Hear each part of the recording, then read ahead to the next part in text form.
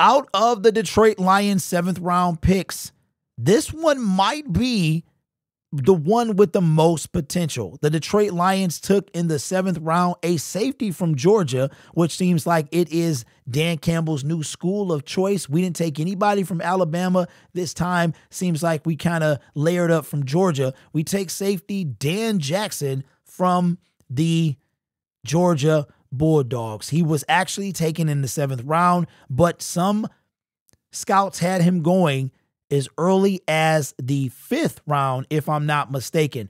We're looking at his prospect info from NFL.com. 5'11", a $194. His prospect grade is a 5.69, candidate for bottom of roster or practice squad. You guys can't see that. Taken in the 7th round, 14th overall. Took a look at some of his highlights, man. This guy likes to fly around. He was actually projected by Lance Zierlein to go in the 5th or 6th round. I do think that this is a guy that could have fallen very similar to the edge rusher that we got in the 6th round. Here's his overview. The Detroit Lions actually have some highlights on. They got the highlights of all the picks on their YouTube channel. I like how they did it this year. I think this is the first time they did it like that. They also have some information on their main website. Says 6-year senior who shows a strong desire to get downhill and set the tone as a striker.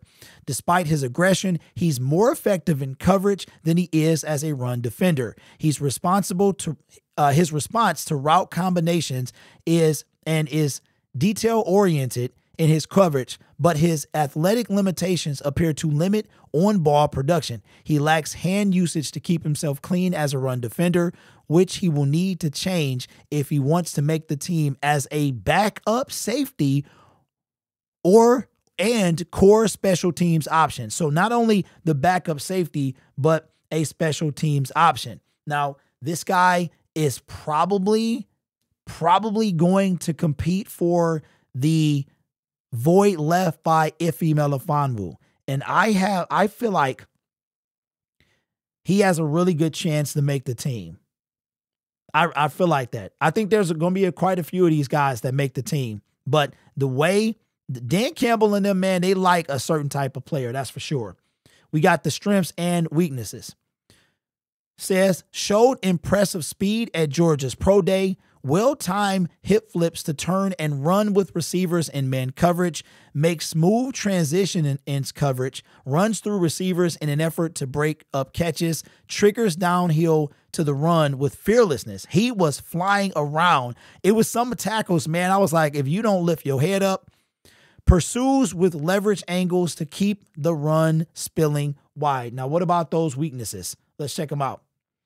Lacks length and open field athleticism, needs scheme to protect him from coverage mismatches. Receivers create separation from him at break points, allows blocks to land and stick with too much success, unable to burst and maintain pursuit angles across the field. With all that being said, we know what kind of player makes our team. It was very similar to Ife Melifonwu.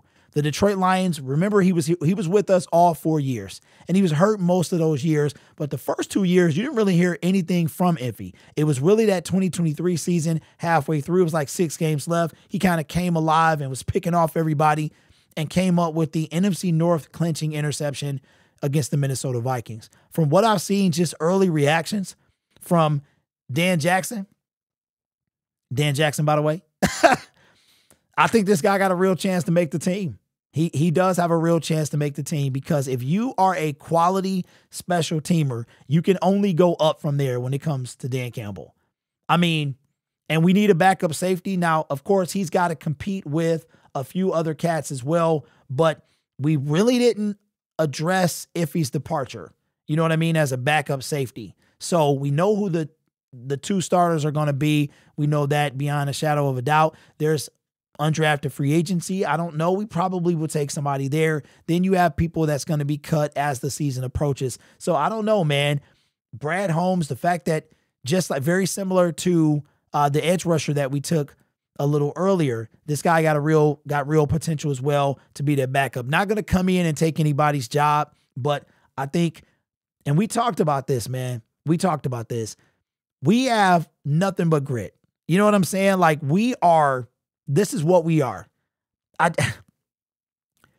The starters that take us over the edge for the most part, minus one position. We still talking about it. But if we can have that guy come in, do his job while he's supposed to do it, we'll see. Listen, the team was solid. The Lions were solid minus the injuries. It was just one thing that we had to worry about. I'm not sure it's been addressed as of yet, but we'll see what Brad Holmes has up his sleeve. But let me know what you think of the kid. I kind of like this guy, man. He's going to be one of those guys that I'm rooting for. And I don't want to be dismissive of the edge rusher that we took. But I don't know, man. It's something about spunky dudes, man. I like spunky. And this dude is little. You know what I'm saying? He under 6 feet. I like the spunky, the dudes like that got a bunch of fight in them, man. I like that. So we're going to see what Dan Jackson got up his sleeve. Will he be able to make the team? I believe that we are, after the UDFAs, we'll probably be very close to a 90-man roster for the moment. So we'll see. But this channel is made possible by viewers, subscribers, and members just like you. It's because of your support I get to do what I do. You could be anywhere else on YouTube, but you choose to rock with me. Listen, you could be credentialed, but you're still all alone. You guys are awesome. Take care of yourself and each other. And as always, go Lions. This is fun, man.